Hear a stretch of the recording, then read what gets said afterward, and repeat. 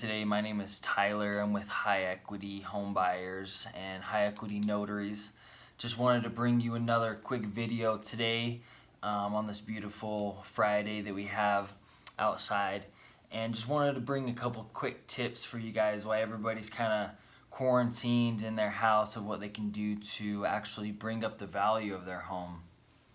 So I just wrote down a few things that they can do, you guys can do to help improve the value if you're thinking about selling come spring or fall, or even during the summer is a good time to sell. So number one thing, so I'm going to give you 5 different things to do to increase your home's value or your appraisal value. Number 1, you want to write this down, is make the curb appeal, make your house have a better curb appeal.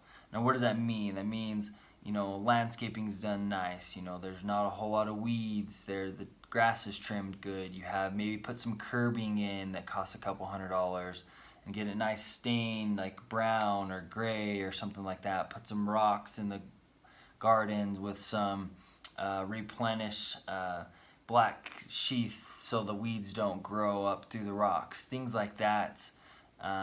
You want to make sure when you're driving down the road that your house catches your eye, right? So when you're in any type of neighborhood, regardless if it's a high or low class neighborhood, you can do all of these things. And it's your first chance to make a good impression. The president of Appraisal Institute specifically says how your home looks from the street is the first chance to make a good impression, and that's totally true. When you first walk up to your home, when it's on the market, wow, this house looks amazing. The flowers are nice and weeded and blooming. There's no weed, there's no crabgrass, there's no dandelions, things like that. So fertilizer, take care of your yard. Things like that for the curb appeal really help with the value of your home, especially when an appraiser's doing it. Another thing, keep it low maintenance.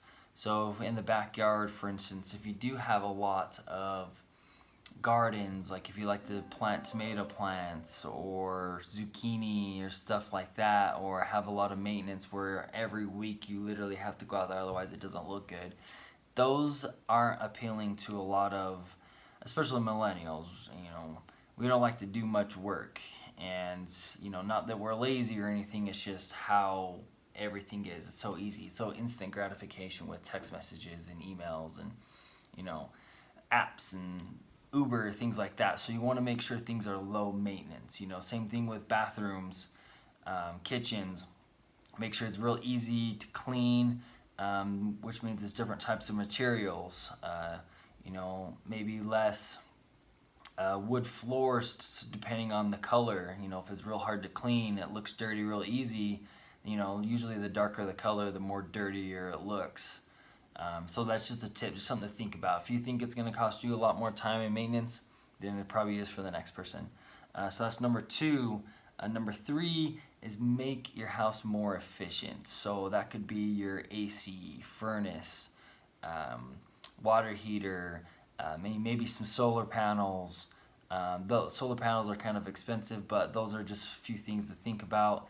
And maybe replacing some windows. If you have the old silver windows in your home, maybe upgrade to double pane or triple pane windows to keep your house really efficient, so it doesn't lose that heat or lose that cooling during the summer or makes your bill go higher.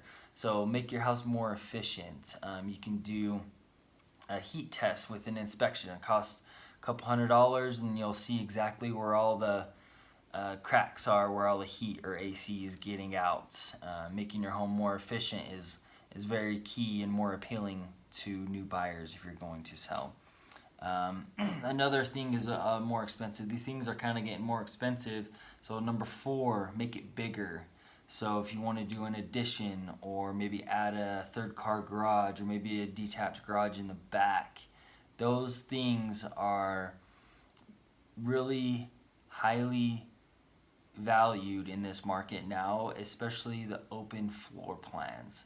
So if you're going through a remodel or about ready to sell your home, and the 90s are known for this, they're known for walls, dividers, even though they're not a load-bearing wall, which we can go into that into another video, but if it's not a load-bearing wall, you can actually tear down that middle wall and open up the whole front entryway, and it makes the house look that much bigger. So just that opening entryway uphill can also bring a lot of value to your home as well. That's why a lot of investors and things like that will do such things and knock down walls or widen doorways just to make that open feel of the room, especially in ramblers. Those are really nice when you see that open walkways. The last but not least, so number 5 is make your house smarter. Now, what does that mean? You know, you got smart TV, smartphones, smart everything, smart shoes pretty soon, I don't know. But, you know, there's a few things like security systems. There's a lot of things that's automated these days. So you can have a Vivint Smart Home. You can start your packages like $30 a month for, you know, has multiple benefits. It keeps your family safe. You know exactly what's going on. You know if you've locked the door or even closed your garage when you left in a hurry to work. Well, nowadays, in a hurry to a family member's house because a lot of people are working from home, right? And it's relatively cheap. You can have things set up where all your locks in your house lock at a specific time at night, so you don't have to worry about walking around, spend that 10-15 minutes to lock your house. And it's $30-$40 a month, very low cost for the return on your investment.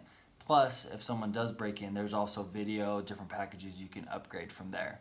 So guys, those are 5 great things you can do to increase the value of your home. We got curb appeal, low maintenance, it goes with your yard, maybe do a zero-scape or something with more rocks, less grass, less maintenance.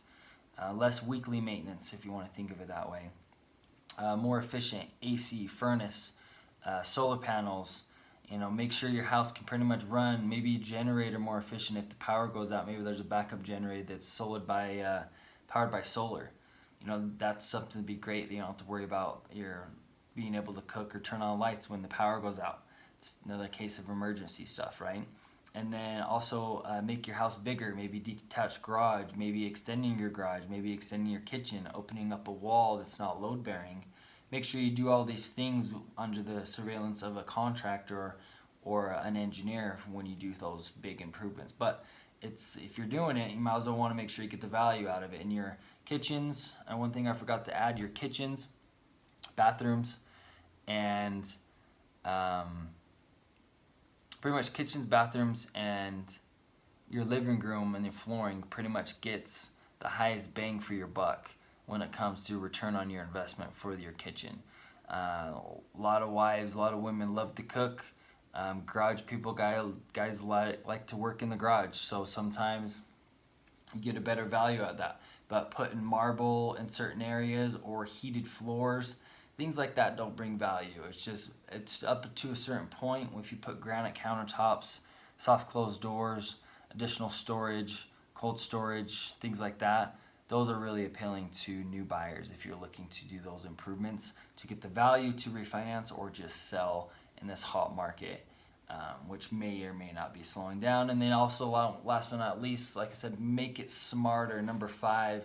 So make it smarter. You got Vivint, you got I think there's AT&T, there's tons of companies that will love to take your $30 a month to secure your house. Some of them are more efficient, more cost effective than others, but I'll leave that research up to you. I may do another video later just to show you and compare the different securities. Let me know in the comments down below. Make sure you hit that like and subscribe button, and I'll be here every week. Just want to give you tips and tricks of how to increase your home, how to invest in real estate, how to get the maximum amount of money out of your home when you want to sell, and all of the above, anything from the market updates as well. So again, my name is Tyler Brady with the High Equity team, High Equity Home Buyers and High Equity Notaries.